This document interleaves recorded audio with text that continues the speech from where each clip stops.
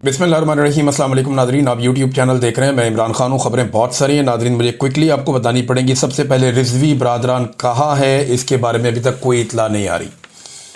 Security forces ने या हुकूमती ज़राए ने अपने तौर पर कुछ खबरें बाहर निकाली सहाफ़ियों को कहकर, और उन्होंने दावा किया कि जो छोटा भाई है अनस रिजवी वो सिक्योरिटी इदारों के कंट्रोल में और बड़े भाई का कुछ पता नहीं है।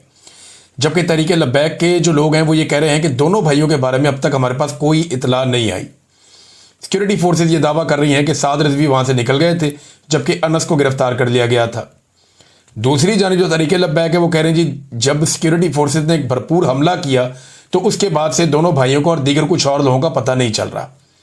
जबकि ऐनी शाहिदीन ये दावा भी करते हैं कि दोनों भाई जख्मी थे, जबकि जो बड़ा भाई है उसके जख्म के बारे में साद रिजवी जो अमीर भी हैं तहरीक लब्बैक के, उनके बारे में कहा जाता है कि उनके कंधे पे या बाजू पे गोली भी लगी हुई थी और शायद कुछ लोग ज़्यादा गोलियां लगने का भी इशारा दे रहे थे।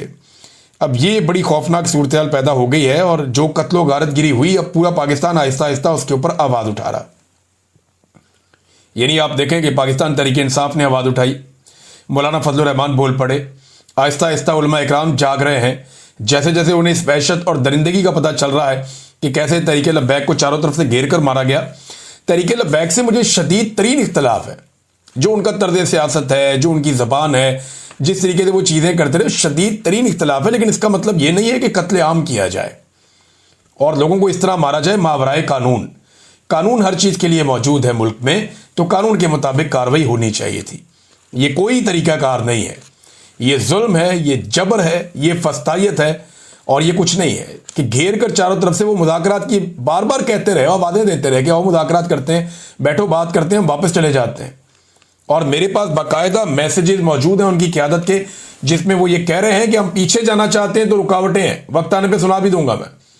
पीछे जाना चाहते हैं तो रुकावटें हैं, हमें आगे जानबूझकर बढ़ाया जा रहा है और हमें ट्रैप किया जा रहा है। तो अभी जो रिजवी बरादरान हैं वो कहाँ गए किसी को कुछ पता नहीं है। लेकिन एक बात मैं आपको कहूंगा कि देवताओं को खुश करने के लिए पुराने ज़माने में कुर्बानी दी जाती थी ना, बलि दी जाती थी, और उसके लिए पहले बकरे को पाला जाता था और उसके बाद उसकी बलि दे दी जाती थी देवताओं को खुश करने के लिए। तो तहरीक लब्बैक की बलि चढ़ाई गई है और बाकायदा देवताओं को खुश किया गया है। और देवताओं को खुश करने का मनाजिर हमने मिस्र के अंदर देखा, जो शहबाज शरीफ साहब ने वहाँ पे हरकतें करके पूरी दुनिया में पाकिस्तान को एम्बैरस किया है। ये अल्फाज आप देखें, आप हैरान हो जाएंगे। और पूरी दुनिया के अंदर, चाहे वो मेहदी हसन है, चाहे वो भारतीय सहाफ़ी हैं, चाहे दीगर मुल्कों से हैं, वो पाकिस्तानियों का मजाक उड़ा रहे हैं, वो शर्मिंदा कर रहे हैं कि यार ये वज़ीर आज़म आपने रखा हुआ है, ऐसा जूते पॉलिश करने वाला आदमी, ये कहाँ से लाए आप। डोनाल्ड ट्रंप को एग्जैक्टली पता था कि शहबाज शरीफ क्या करेगा और उसने शहबाज शरीफ को आगे बुलाया जैसे कि तय था कि आओ बात करो। शहबाज शरीफ ने भी वो तारीफें, शहबाज शरीफ ने कहा पॉलिश की इंतहा, मैं इस अजीम सदर को नोबेल अमन इनाम के लिए नामजद करना चाहूंगा क्योंकि मैं दिल से यकीन रखता हूं कि वो सबसे मुखलिस और शानदार उम्मीदवार हैं। मेरा मानना है कि आप वो शख्सियत हैं जिसकी इस वक्त दुनिया को सबसे ज्यादा जरूरत थी। दुनिया आपको हमेशा एक ऐसे शख्स के तौर पर याद रखेगी जिसने 7 और 8 जंगों को रोकने के लिए अपनी पूरी कोशिश की और पता नहीं क्या कुछ शहबाज शरीफ जज्बात के अंदर कह गए, जमीन आसमान के कलाबे में ला दिए। अब दुनिया पाकिस्तान की बेइज्जत कर रही है कि जनाब ये आपका वज़ीर आज़म है, आप एक एटमी मुल्क हैं और एक चंपू के तौर पे आप काम कर रहे हैं, पाग लगे रहन। यानी ये तो ऐसे दिखाई दे रहा है ना, यानी तारीफ ठीक है यार, बंदा कर देता है तारीफ।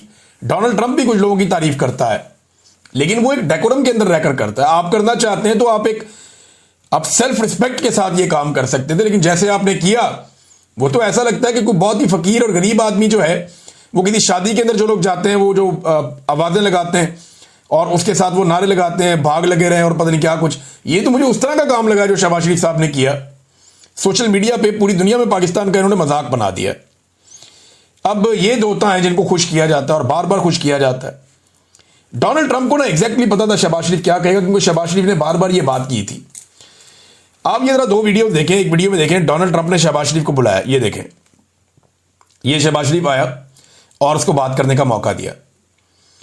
अब ये दूसरी वीडियो आप देखें कि बरतानवी वज़ीर आज़म को डोनाल्ड ट्रंप ने बुलाया और ये डोनाल्ड ट्रंप ने जब बरतानवी वज़ीर आज़म को बुलाया और वो आगे आया لیکن اس کے بعد اس کو بات کرنے کا موقع نہیں دیا.